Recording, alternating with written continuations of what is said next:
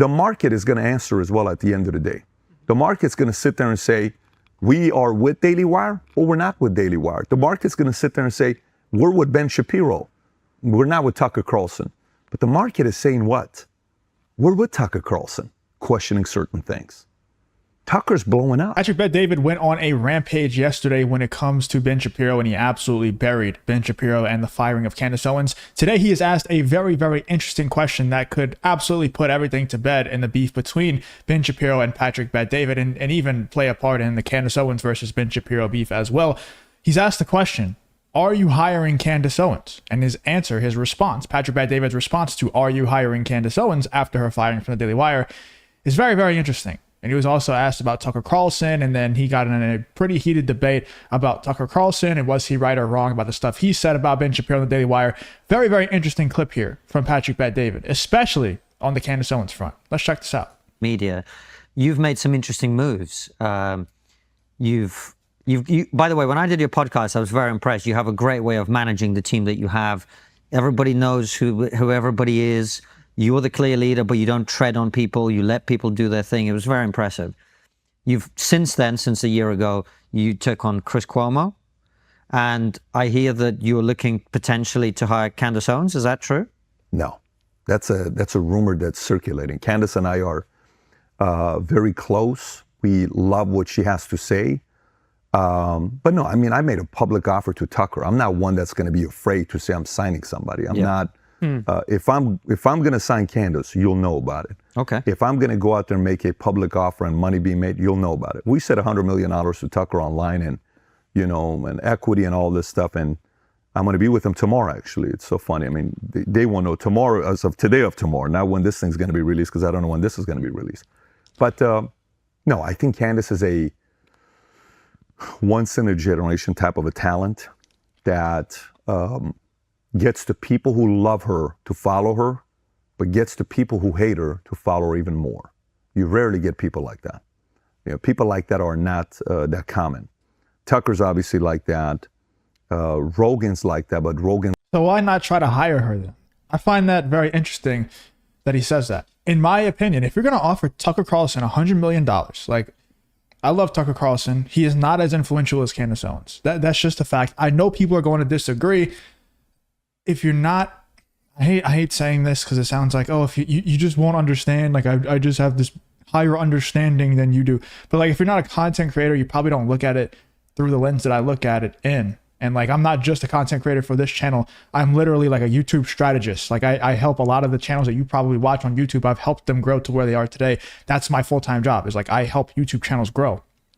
So looking at it through that lens, Candace Owens is obviously much more influential than Tucker Carlson is. And I mean, if you offer Candace Owens, I mean, $50 million, it's a no-brainer yes to sign with Patrick Bet-David. So if you're offering Tucker Carlson $100 million plus equity and all these other things that he was just listing off, if Patrick Bet-David offers Candace Owens probably even $35 million, it's a no-brainer yes. So why not? Candace Owens, you're going to get more bang for your buck with Candace Owens by far. Even if you offer them both $100 million, all things equal, Candace Owens is more bang for your buck. And I know people might disagree with that, but it's the truth. It's just the truth. You look at Tucker Carlson's numbers on X or Twitter, and they're crazy, right? Everybody's numbers on X are crazy because every time somebody scrolls past the video, it counts as a view. But, Tucker Carlson's obviously more influential than Don Lemon. But you look at someone like Don Lemon, who was kind of like the Tucker Carlson of CNN. That's what everybody called him. And he's getting like less than 1,000 views per video on YouTube. Whereas Candace Owens gets fired from Daily Wire, goes start her new channel. Her very first video gets 1 million views. After that, she's like 300 to 600K every single video. Boom, boom, boom, every single day. I love Tucker Carlson, and he gets a lot of views on YouTube. No doubt about it. He gets a lot of views on YouTube. But a lot of people point to his X numbers, his Twitter numbers, and they're like, dude, look how many millions of views he's getting. It's so crazy. It's like, everybody gets that many on X, dude. It's not like Elon Musk just comments one time under your video and boom, you're shown to 100 million people, in an instant. Of course you're going to get more views. But in me saying this, I'm just asking the audience, really, you guys, like, why do you think he was so public and he went so hard for Tucker Carlson, and yet he says Candace Owens is a once-in-a-generation talent just like Tucker? He could offer Candace less than half of what he offered Tucker, and probably it'd be a no-brainer yes for Candace Owens, and yet he's saying, I'm not offering her the job, when that would be a great signing, in my opinion. Why is that? I've been someone who's saying you have to watch out for people like Patrick Bet-David, and I think he's proven himself recently with the way that he's combating a lot of, the typical conservative talking points. He's combating a lot of the top dogs, air quotes, in the conservative media space. I think he's earned, he's earned the right for me to look past the fact that he's a businessman and possibly an opportunist and seeing the pendulum swinging a certain way and trying to just make some money off of it. He's earned that. But whenever he does things like that, it makes me think, like, why? Like, why are you hiring Chris Cuomo, who is absolutely nobody without, the mainstream media propping him up? You offered Tucker Carlson, he's not a nobody, obviously, but he's not as influential as Candace Owens, and you offered him way more than you would ever need to offer Candace Owens. Why? And you're also in a situation, and I don't think this is like you're like obligated to offer Candace Owens or anything. I'm just asking you guys, why do you think that is? It's very, very interesting to me. And also, Patrick Bet-David is a very, he's passionate about his Christianity, his Christian faith. He talks about it all the time. Candace Owens kind of got fired for saying Christ is king and being, hardcore Christian. It's just another reason, and obviously Candace Owens lost a big paycheck.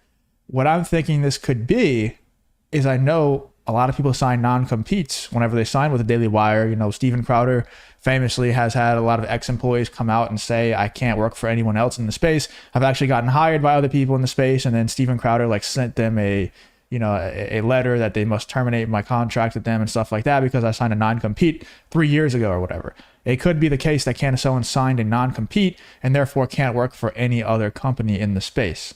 Now, does that not also carry over to Candace Owens starting her own thing? I don't know. I'm not a legal expert, but that could also be the case. Let me know in the comments why you're thinking Patrick Bet-David says that Candace Owens is a once in a lifetime or once in a generation talent, and yet has no interest in trying to sign her to Valuetainment. It's loved and liked. Rogan's not a one that's feared. Rogan's loved and liked and respected. Rogan's not trying to get under your skin and create controversy. It's actually not him. No. He's a complete, he's the kind of guy you want as a friend, as an uncle, as a running mate. You're in war and battle buddy. You want a guy like that.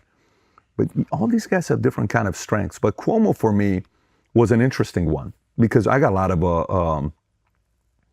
pushback and criticism for it. But why did I bring Cuomo?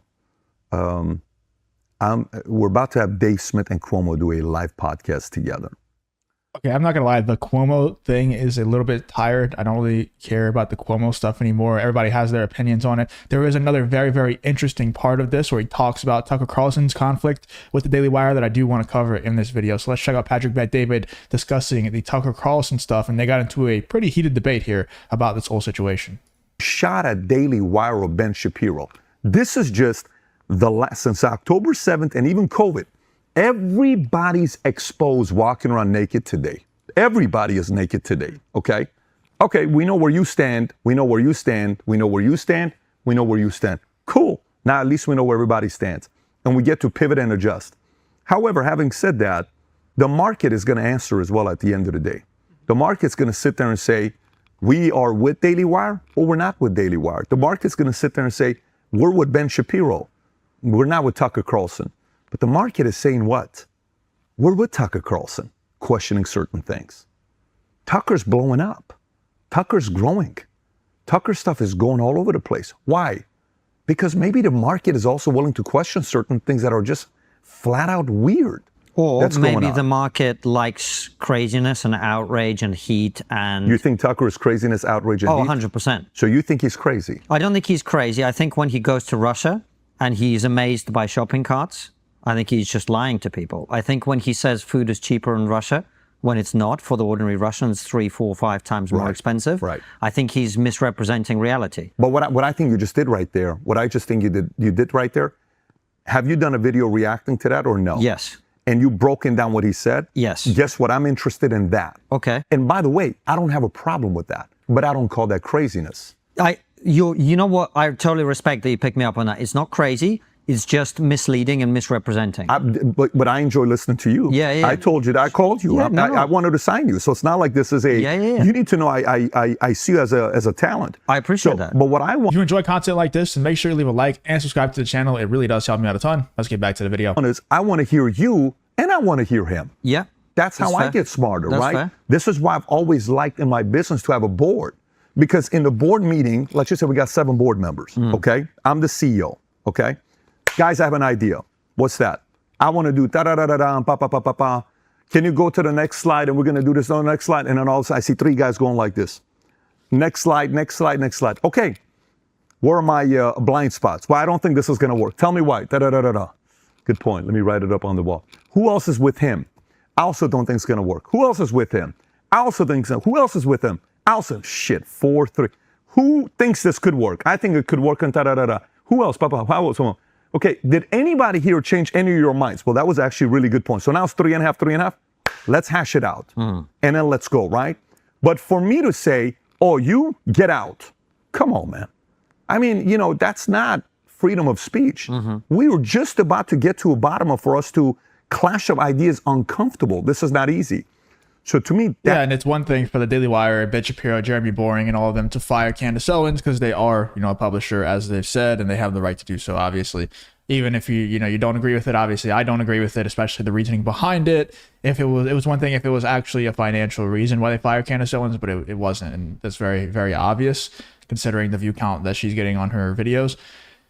And also, they were running ads to the Daily Wire videos. Candace Owens isn't running ads to her YouTube videos she's posting now, so it's even more pure revenue, pure profit from those videos. But it's one thing to do that. It's a whole nother thing to try and silence someone like Tucker Carlson and silence people like Andrew Tate. As much as you might not like them, it's not the right thing for them to be silenced, and Ben Shapiro and the Daily Wire actively are trying to do that. They're actively paying for smear articles to be written on Candace Owens and Andrew Tate, Tucker Carlson, Charlie Kirk, all of these people, they're paying for these smear articles to be written, and it's been well documented, well reported at this point that is actually happening. So great point there by Patrick Bet-David. I thought this was a great appearance over on the Triggernometry Podcast. He absolutely buried Ben Shapiro yesterday and went even harder, I think, today in burying the nonsense coming from the Daily Wire and Ben Shapiro. Let me know in the comments what you're thinking about this whole Patrick Bet-David versus the Daily Wire and Ben Shapiro situation.